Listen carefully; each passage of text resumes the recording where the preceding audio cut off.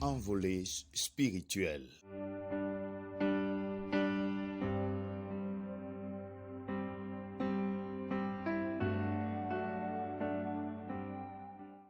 Salut, bienvenue une fois de plus.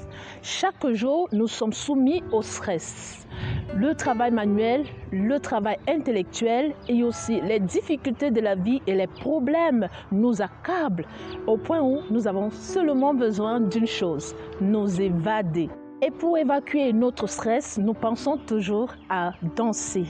Parfois, nous voulons danser, aller dans une discothèque, dans une boîte de nuit. Mais la question va se poser, est-ce que, en tant que chrétiens, nous devons visiter les boîtes de nuit? Nous devons aller danser dans les boîtes de nuit juste pour évacuer notre stress? Voici la question à laquelle le pasteur Colbert Kindengue va nous répondre. Dans cette vidéo que je vous invite à commenter, à partager. Merci.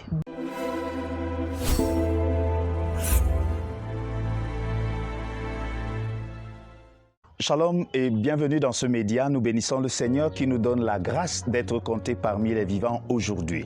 Aujourd'hui, nous parlons d'un thème important également. Il s'agit de la boîte de nuit. Je ne sais pas si vous avez déjà entendu parler, mais au Cameroun, mon pays, on compte des snack bars et des boîtes de nuit pratiquement au mètre carré. La vérité, c'est que les boîtes de nuit sont des endroits de concentration où des gens viennent pour se détendre. Ce sont des lieux où de l'alcool coule à flot. Ce sont des lieux où des hommes et des femmes s'habillent de manière légère. Il y a comme une sorte d'attirance, d'excitation. Ce sont des lieux où l'on rencontre beaucoup et très souvent des perversions sexuelles. Les boîtes de nuit sont des lieux où on joue de la musique obscène à des décibels mettant nos tympans à rude épreuve. De nuit sont des endroits où il y a très souvent des agressions parce que les gens ayant bu de l'alcool perdent les moyens, perdent leur contrôle et se livrent à des bêtises et à des brutalités que vous ne saurez imaginer. Les boîtes de nuit sont également des endroits où se propagent des MST, des maladies vénériennes. Les boîtes de nuit sont également des lieux où on consomme du cannabis, où on consomme de la cocaïne, du tramadol, bref, des drogues. La question qui m'a été posée est celle de savoir si un chrétien a droit au hobby au moment des détentes. La réponse sans embâche ici est oui. Nous sommes des êtres humains, nous nous donnons beaucoup de peine de jour comme de nuit à avoir notre pain quotidien. Nous travaillons chaque jour pendant au moins des années affilées. Il est normal qu'à un moment donné, nous puissions nous reposer, nous détendre. Mais la question est celle de savoir si le chrétien doit se détendre dans des lieux comme ceux que je viens de citer, c'est-à-dire les boîtes de nuit. La réponse, mes chers amis, c'est non. Non et non. L'enfant de Dieu a besoin d'être différent, parce que évidemment, il est différent. Lorsque j'ouvre ma Bible dans le livre de 2 Corinthiens, le chapitre 6, le verset 17, la Bible me dit ceci. « C'est pourquoi sortez du milieu d'eux et séparez-vous, dit le Seigneur. Ne touchez pas ce qui est impur et je vous accueillerai. » Oui, le message aujourd'hui est de nous dire, nous devons sortir du milieu de la Babylone. Nous devons sortir du milieu des boîtes de nuit. Nous devons sortir des milieux qui n'honorent pas notre Dieu.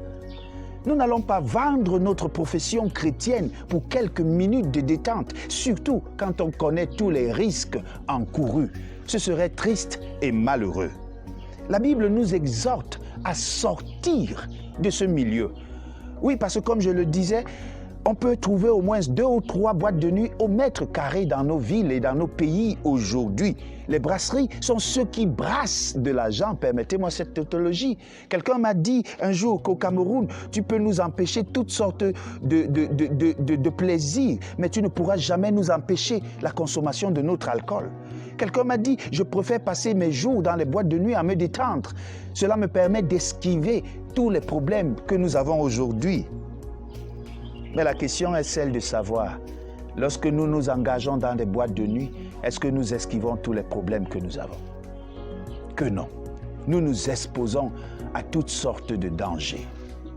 Oui, le chrétien a droit à la détente, a droit au hobby, a droit à la relaxation.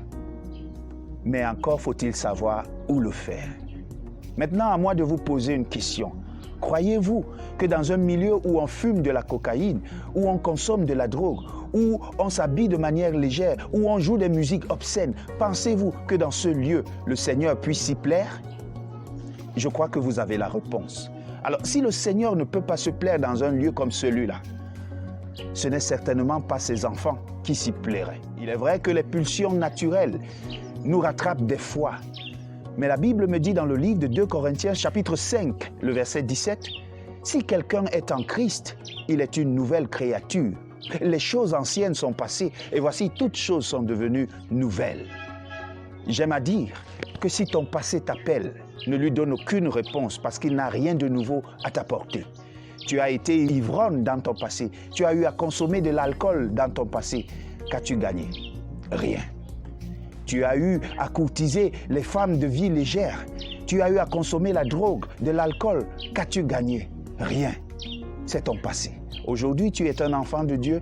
Ne te laisse jamais plus séduire par ces choses. Pour toi qui n'as jamais essayé cela, n'essaye même jamais de le faire. Parce que là est la route de la perdition. Beaucoup sont ceux qui se réveillent dans les boîtes de nuit. Beaucoup sont ceux qui passent du temps dans les boîtes de nuit. Et leur vie n'est que ruine et échec. Que cela ne soit pas ta portion au nom de Jésus-Christ. Prions. Notre Dieu, notre Père, aide-nous, Seigneur, à mieux te connaître et à te contempler dans la nature que tu as créée et non dans les boîtes de nuit qui nous enlèveraient de ta présence. En Jésus-Christ, nous t'avons prié. Amen. Mon frère, si tu veux te détendre, c'est ton droit. Fais-le en toute sagesse, mais pas dans les boîtes de nuit. Que Dieu te bénisse. Shalom. Du lundi au vendredi, recevez tous les matins des méditations inspirées et prenez chaque jour une envolée spirituelle. Que le Seigneur vous bénisse. Shalom.